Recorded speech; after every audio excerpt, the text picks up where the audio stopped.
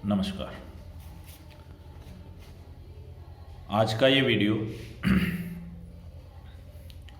BCom पाठ द्वितीय के छात्रों के विषय आयकर से संबंधित है। जैसा कि सर्वविदित है, किसी भी देश की आर्थिक व्यवस्था जो है वो निर्भर करती है करों पर, क्योंकि किसी भी सरकार का आय का मुख्य स्रोत कर होते हैं। भारत में भी सर्वाधिक जो आय होती है वो करों से ही प्राप्त होती है सरकार को। बीकॉम पाठ द्वितीय में यह महत्वपूर्ण विषय आयकर अध्ययन के लिए डाला गया है। तो किसी भी देश के अंदर यदि हम करों के ढांचे की बात करें तो करों को दो भागों में विभाजित किया गया है, जो प्रत्यक्ष कर और अप्रत्यक्ष कर के रूप में वसूल किए जाते हैं। सबसे पहले हम ये जानें कि प्रत्यक्ष कर क्या। वे कर जिनमें कराघात एवं करापात दोनों एक ही व्यक्ति पर होते हैं, अर्थात कराघात से मीनिंग है जिस पर कर लगाया गया है, और करापात से मीनिंग है जिस पर कर का प्रभाव पड़ा। यानी कर जिस पर लगाया गया है, यदि प्रभाव भी उसी पर हो तो यह प्रत्यक्ष कर की श्रेणी में आएंगे, और इसके उदाहरण हैं आयकर और धनकर। इसी प्रकार से यदि कराघात और करापात भिन्न भिन्न व्यक्तियों पर हो तो उस स्थिति में इसे अप्रत्यक्ष कर की श्रेणी में रखा जाता है, जिनमें जीएसटी, सेवा कर, कस्टम ड्यूटी, सेल टैक्स आदि महत्वपूर्ण है। भारत में सर्वप्रथम जो है वो आयकर 1860 में जेम्स विल्सन द्वारा लगाया गया था, और भारत एक विकासशील देश होने के कारण आयकर की प्रगतिशील दरें यहाँ पर लागू की जाती है।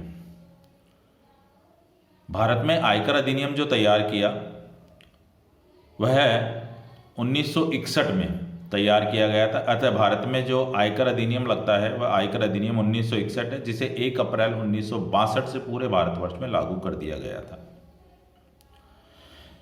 इसमें 298 धाराएं और 14 अनुसूचियां सम्मिलित की गई थी, क्योंकि आयकर विभिन्न समयों पर होने वाले बदलावों को भी अपने आप में समाहित करने की दृष्टिकोण से महत्वपूर्ण होता है। इसलिए प्रत्येक वर्ष आयकर के लिए वित्त अधिनियम पारित किए जाते हैं, जो कि आयकर की दरों आदि को लोचशीलता प्रदान करते हुए उस समय की परिस्थितियों के अनुसार उन्हें परिवर्तन करने का अधिकार इन वित्त अधिनियम के द्वारा सरकार को होता है। आयकर के जो नियम हैं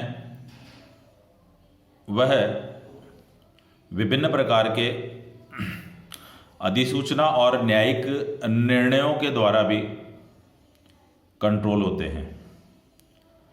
इसी प्रकार हम जानें कि किन किन आयों को आयकर के लिए सम्मिलित किया जाता है, यानी कौन कौन से महत्वपूर्ण एस्पेक्ट्स हैं जो कि आयकर को निर्धारित करते हैं।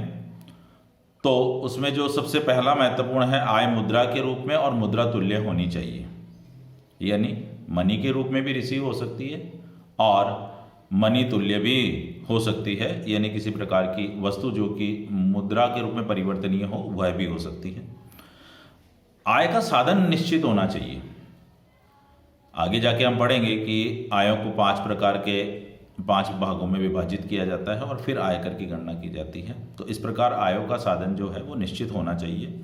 आय बाहर से प्राप्त होनी चाहिए, यानी आय जो है वो अराइज होनी चाहिए, ना कि केवल ट्रांसफर आय कहलाएगा।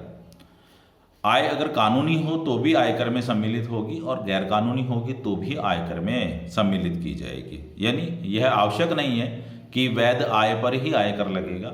यदि किसी प्रकार की अवैध आय भी कमाई जाती है तो उस पर भी आयकर देना होगा।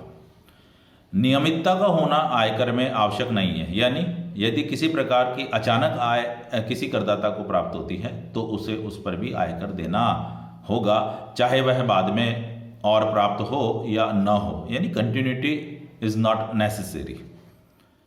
इसके बाद विवादास्पद जो आय होती है, यानी किसी आय के ऊपर यदि किसी प्रकार का कोई विवाद चल रहा होता है तो भी उसे आयकर में सम्मिलित किया जाता है। परंतु ध्यान रहे कि अगर व्ययों में किसी प्रकार की कमी हुई है तो वह आय नहीं कहलाएगी। यानी अगर कोई व्यय बचा लिए जाए तो उसे आयकर की श्रेणी में रख करके और कर का निर्धारण नहीं किया जा सकता। इसी प्रकार से संभावित आयों को आयों में शामिल नहीं किया जाता, क्योंकि संभावना के आधार पर आयकर कभी भी नहीं लगता। या तो वह प्राप्य होनी चाहिए या वह प्राप्त होनी चाहिए। इसके अलावा अगर पर्सनल गिफ्ट दिए जाते हैं तो उन्हें आय नहीं माना जाता, परंतु कुछ परिस्थितियों में हम आगे जाकर के अन्य शीर्षकों की आय जब पढ़ेंगे तो उसमें आपको कुछ स्थानों पर जो है वो गिफ्ट को आय के रूप में सम्मिलित किया जाएगा। तो उसके लिए हम अलग से एक पृथक से चैप्टर में जानकारी देंगे। घर खर्च के लिए जीवन साथी को जो राशि दी जाती है उसमें से यदि कोई राशि जीवन साथी द्वारा बचा ली जाती है तो उस राशि को पिन मनी कहते हैं, और जो बचाई गई राशि है वह आयकर में शामिल नहीं होगी। अब आयकर का जो निर्धारण किया जाता है, क्योंकि प्रत्येक वर्ष की 31 मार्च को अगर फाइनेंशियल ईयर क्लोज होता है तो यह जरूरी नहीं है कि 31 मार्च को ही उस गत वर्ष की आय का पूर्ण निर्धारण कर लिया जाए। इसलिए आयकर जो है वह गत वर्ष की आय पर आगामी वर्ष में, जिसे हम कर निर्धारण वर्ष कहते हैं, उसमें आयकर की गणना की जाती है असेसमेंट ईयर में। अब आयकर के लिए जो और सामान्य नियम हैं उनमें महत्वपूर्ण है एक कृषि आय। कृषि आय के लिए जो धारा 10(1) है आयकर अधिनियम की, उसमें विस्तार से वर्णन किया गया है। शॉर्ट रूप में मैं यदि आपको जानकारी दूं तो कृषि आय भारत में कर मुक्त होती है, परंतु 2 शर्तों का पालन अत्यंत आवश्यक होता है, जिसमें पहली शर्त है कि वह भूमि भारत में स्थित होनी चाहिए तथा गत वर्ष में उस पर कृषि कार्य किए गए हों। यदि कृषि कार्य नहीं किए गए हैं या भारत के बाहर कृषि कार्य किए गए हैं तो दोनों ही परिस्थितियों में वह कर योग्य आय होगी, ना कि कर मुक्त आय कहलाएगी। तो वो कृषि आय परंतु कर योग्य होगी। तो विशेष ध्यान रखें, दोनों यदि शर्तें पूरी करता है तो ही जो कृषि आय है वह टैक्स फ्री होगी, अदरवाइज वह टैक्सेबल होती है। इसके बाद हम बात करें, कुछ परिस्थितियों में जो है आय अंशतः कृषि आय कहलाती है। ये बहुत महत्वपूर्ण परिस्थितियां हैं।